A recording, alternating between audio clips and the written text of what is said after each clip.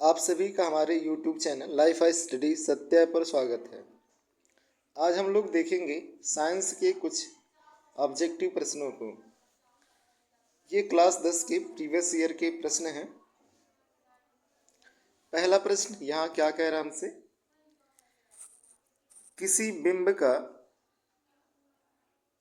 अवतल दर्पण द्वारा बना प्रतिबिंब आभासी सीधा और बिंब से बड़ा पाया गया। क्या हुआ? जो प्रतिबिंब है आभासी सीधा और बिंब से बड़ा पाया गया। तो बिंब की स्थिति कहाँ होगी? यहाँ बिंब का मतलब क्या है? बिंब का मतलब वस्तु से है। किससे है? वस्तु से है। तो कह रहा कि अवतल दर्पण के सामने वस्तु को कहाँ रखें कि उसका प्रतिबिंब आभासी सीधा तथा बिंब से बड़ा बने। तो हम जानते हैं कि उत्तल और अवतल दर्पण द्वारा जो प्रतिबिंब है सदैव आभासी बनता है, परंतु अवतल दर्पण द्वारा प्रतिबिंब केवल एक ही स्थिति में आभासी तथा सीधा बनता है और वस्तु से बड़ा भी बनता है। वो स्थिति क्या है? जब वस्तु कहाँ होगी? दर्पण के ध्रुव तथा फोकस के बीच होगी। यदि वस्तु को अवतल दर्पण के सामने ध्रुव तथा फोकस के बीच रखते हैं तो उसका प्रतिबिंब क्या होगा? आभासी सीधा तथा वस्तु से बड़ा। आभासी सीधा तथा वस्तु से बड़ा प्रतिबिंब बनेगा। कहाँ बनेगा? दर्पण के पीछे। दर्पण के पीछे बनता है। तो ये हमें ध्यान में रखना है। तो इस आधार पर इसका उत्तर क्या हो जाएगा? ऑप्शन डी इसका करेक्ट आंसर होगा। आइए प्रश्न नंबर 2 हल करते हैं। क्या कह रहा है? किसी गोली दर्पण तथा किसी पतले लेंस दोनों की फोकस दूरियां -15 सेंटीमीटर है। दर्पण तथा लेंस संभवतः है। अब अगर हम लोग बात करें यहाँ पर तो अवतल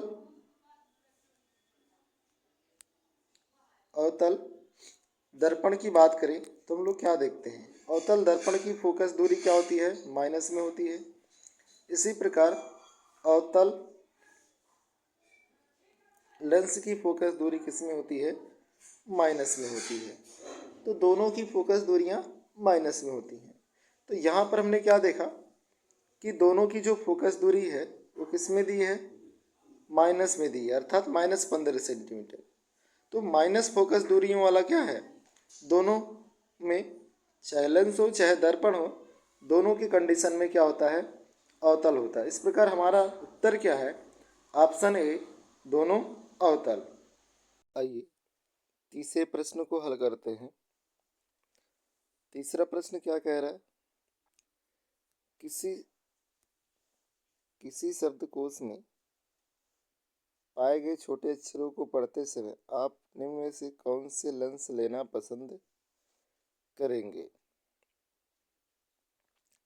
अब छोटे अक्षर है तो छोटे अक्षरों को पढ़ने के लिए हमें क्या करना होगा? इन्हें आवर्धित करना पड़ेगा। आवर्धित करना पड़ेगा। तो आवर्धित करने के लिए क्या होता है? आवर्धक लेंस की आवश्यकता होगी।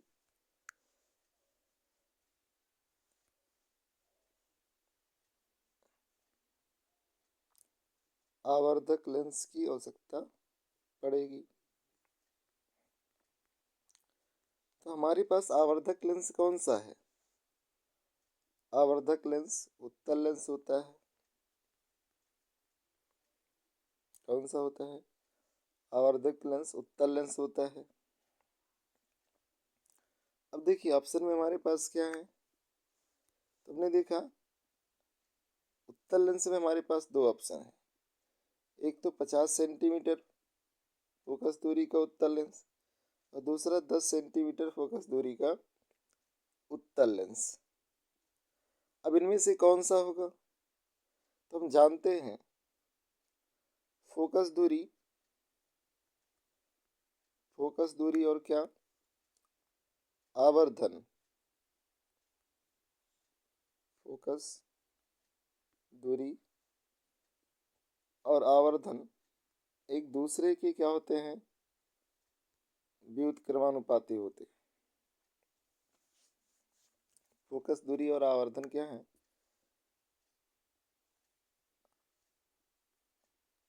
एक दूसरे के व्युत्क्रमानुपाती, अर्थात एफ व्युत्क्रमानुपाती 1/m।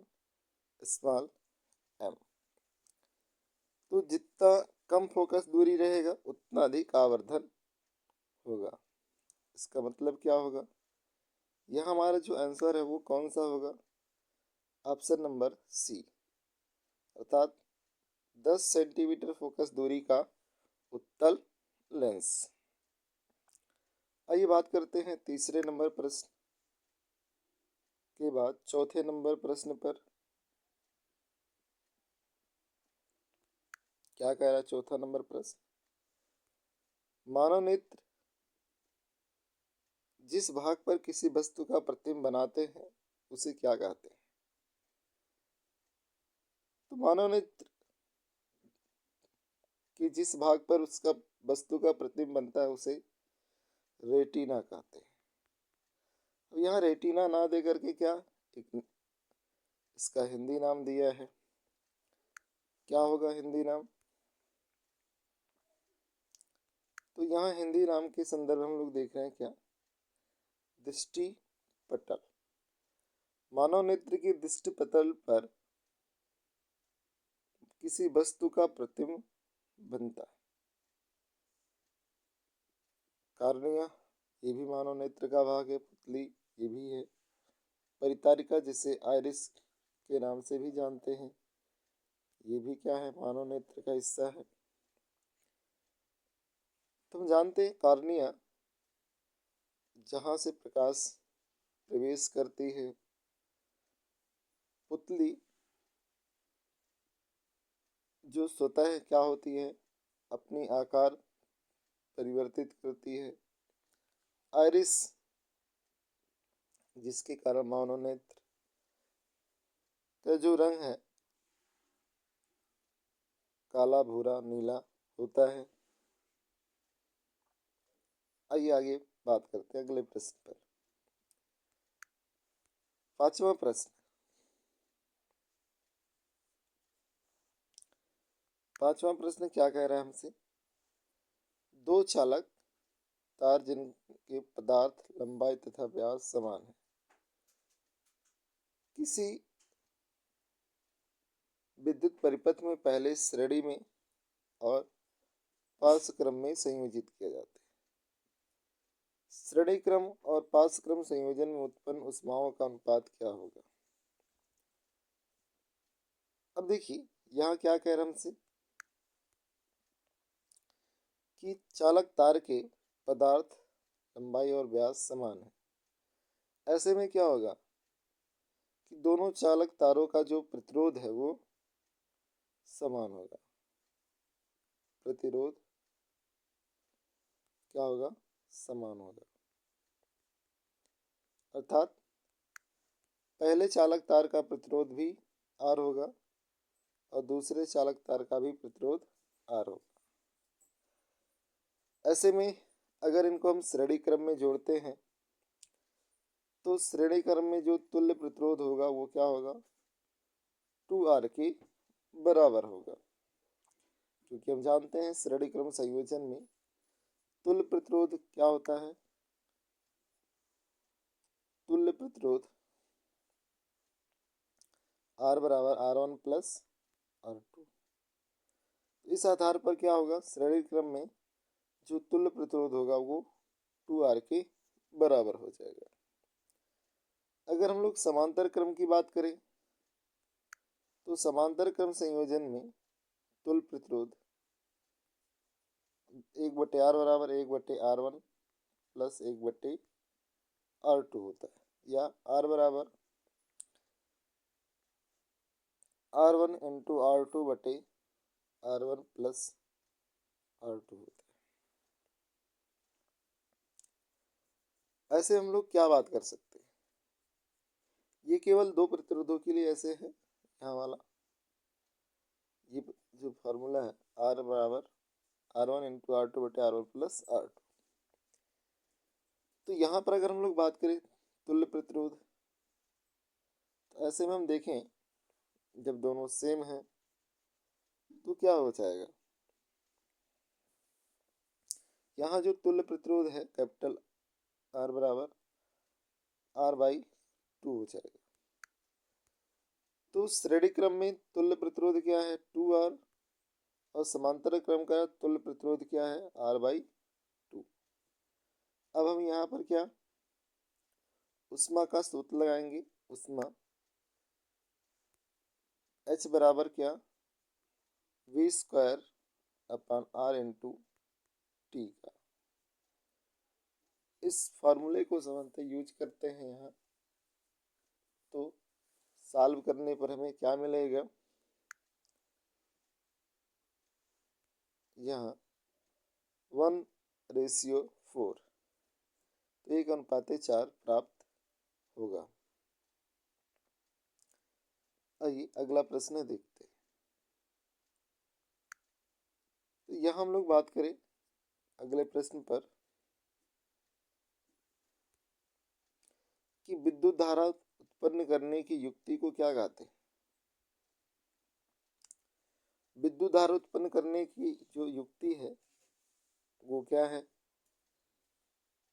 यहाँ हम सीधे देखें तो जनरेटर जनित्र, जिसके द्वारा हम क्या करते हैं विद्युत धारा उत्पन्न करते हैं। मीटर, गैल्वोमीटर, गैल्वोमीटर की बात करें, इससे बहुत कम मात्रा में विद्युत हम माप सकते हैं। एमीटर अलग अलग परास में आते हैं, और मोटर हम जानते हैं क्या करता है, ये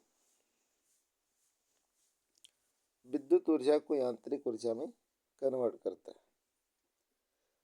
तो मोटर का काम क्या है, विद्युत ऊर्जा को यांत्रिक ऊर्जा में बदलना। तो इस प्रकार यहाँ हमारा उत्तर क्या है, ऑप्शन ए जनित्र।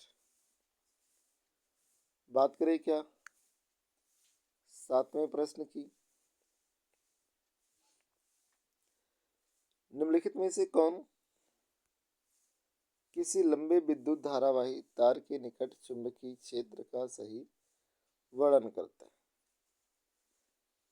तो एक लंबे विद्युत धारावाही तार के निकट जो चुंबकीय क्षेत्र होगा वो कैसे होगा, इस धारावाही चालक तार के त्रिज्यित होगा। धारावाही चालक तार उसका केंद्र होगा, उसके चारों ओर सकेंद्रीय रूप में क्या होता है चुंबकीय क्षेत्र पाया जाता है। तो यहाँ हमारा ऑप्शन कौन सा होगा,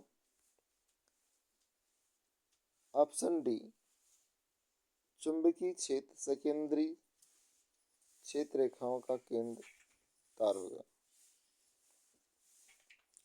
ये ऑप्शन नंबर डी क्या है 7वें का सही उत्तर है।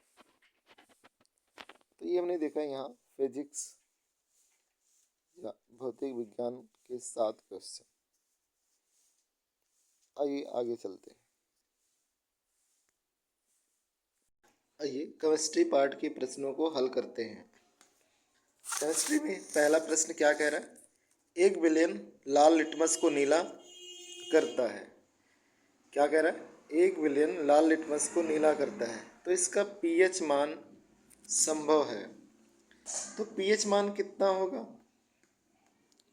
तो अगर बिलियन लाल लिटमस को नीला करता है तो बिलियन कैसा होगा, तो सामान्यतः वह बिलियन क्या होगा क्षारीय होगा। वैसे भी हम लोग देखें यहाँ पर क्या ऑप्शन को चेक करें तो हमने देखा पहला ऑप्शन क्या है, पहले ऑप्शन में पीएच मान 1 दिया है, दूसरे में 6 दिया है, तीसरे में 3 दिया है। सभी ये तीनों वैल्यू क्या है 7 से कम है, 7 से कम अर्थात अम्लीय को बता रहा है। तो तीनों ऑप्शन तो हो नहीं सकता एक बार सही, इसका मतलब चौथा ऑप्शन हमारा सही होगा, अर्थात चौथा यहाँ हमारा करेक्ट आंसर है, चौथा ऑप्शन।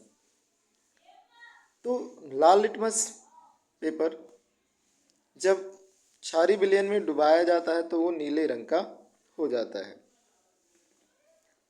आइए 9वें प्रश्न को हल करते हैं। 9वां प्रश्न क्या कह रहा है, जिंक चूर्ण पर तन सल्फ्यूरिक अम्ल की क्रिया से कौन सी गैस निकलती है। तो जिंक की क्रिया जब हम तन सल्फ्यूरिक अम्ल से कराते हैं तो क्या होता है, यहाँ पर जिंक हाइड्रोजन से अधिक क्रियाशील है। हाइड्रोजन से अधिक क्रियाशील होने के कारण क्या होता है,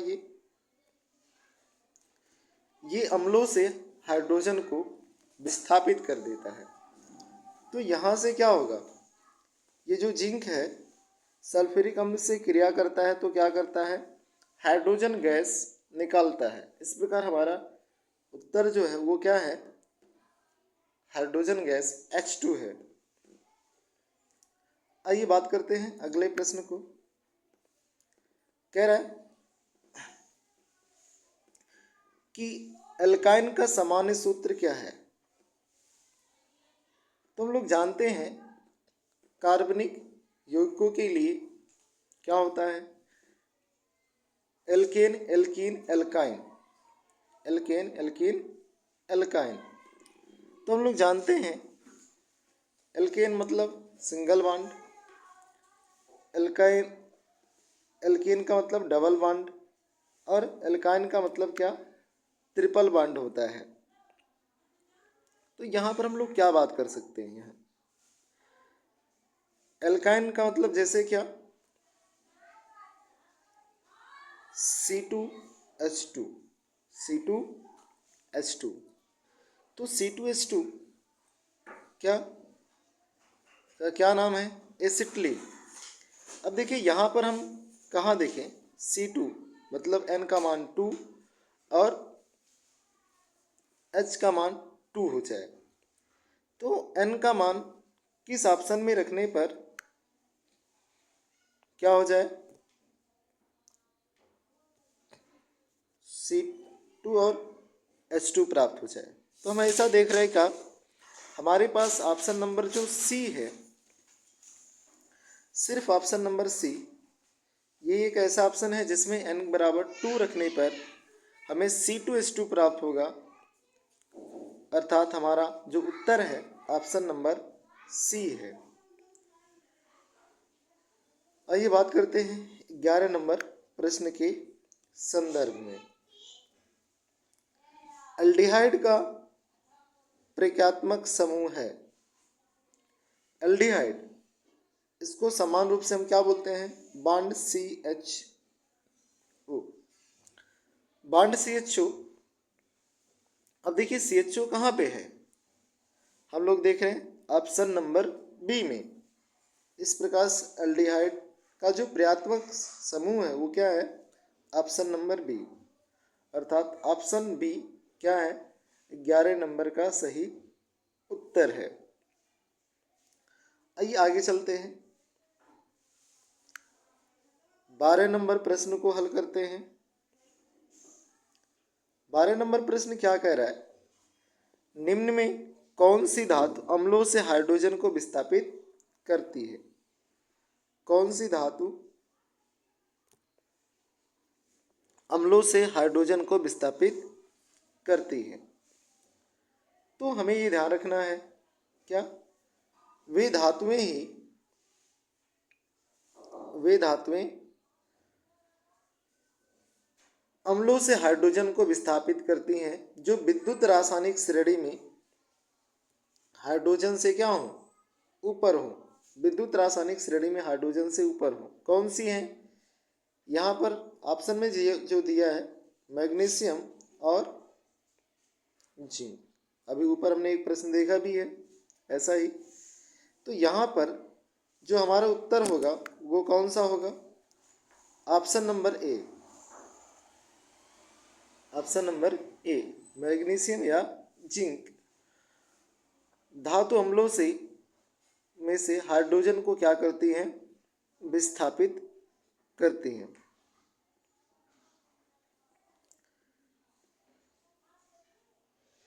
बात करते हैं प्रश्न नंबर 13 के संदर्भ में। प्रश्न 13 क्या कह रहा है कि निम्न में किस यौगिक में कीटोन समूह है। क्या कीटोनी समूह या कीटोन समूह की बात कर रहा है। कीटोनी समूह का जो प्रतीक है वो क्या होता है, बॉन्ड सी ओ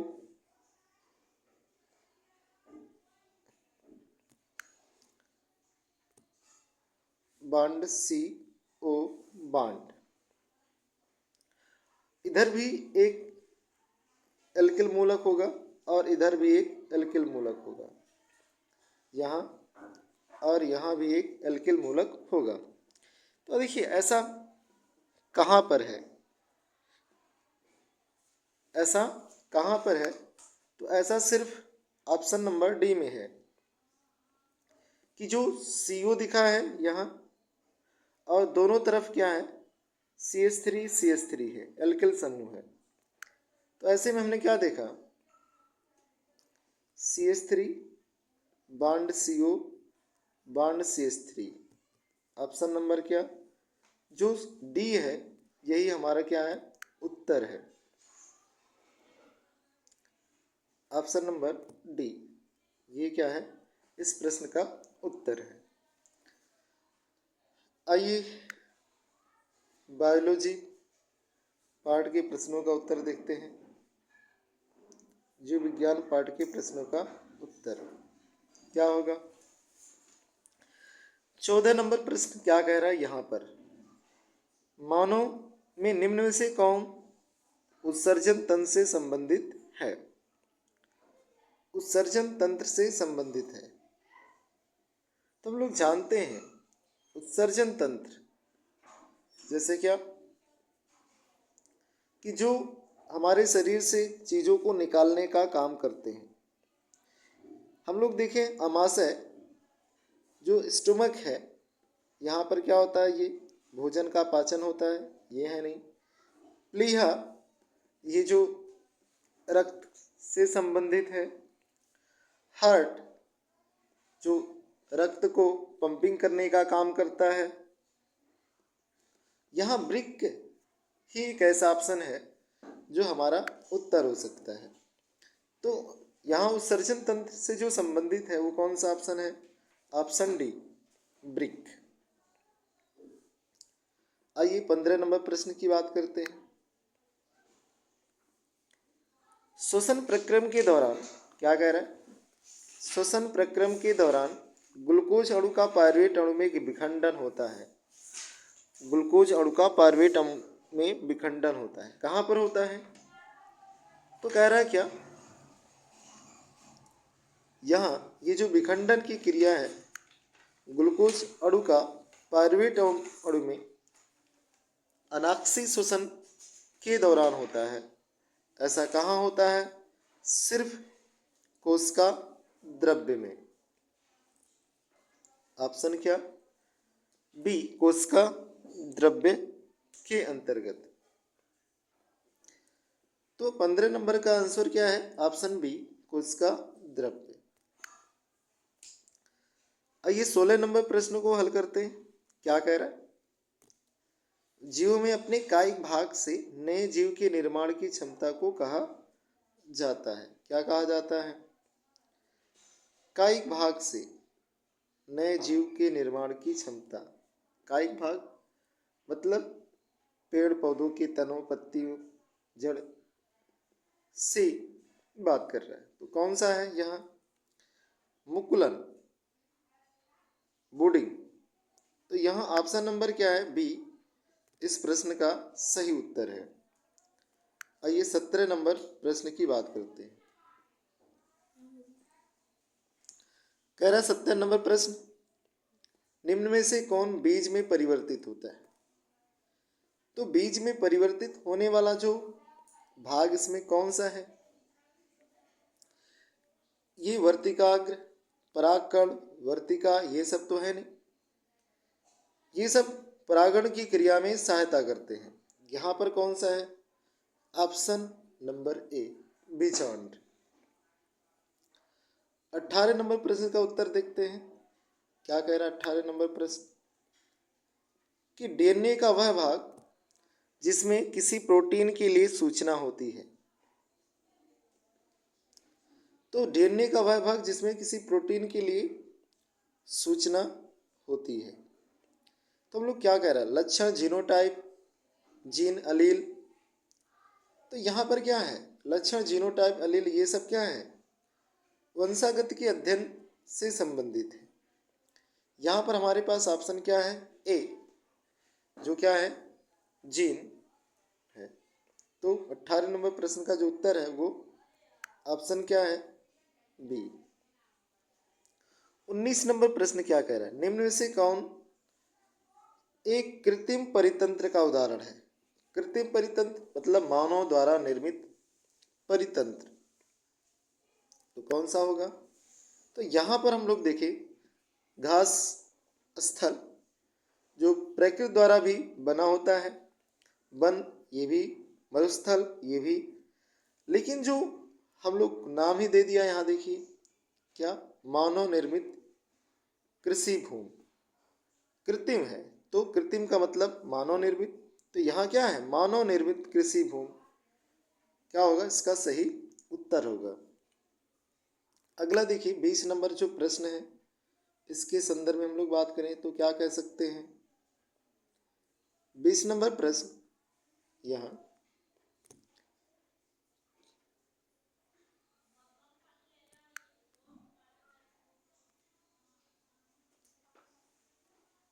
देखिए, कह रहा निम्न में से कौन पादप हार्मोन नहीं है?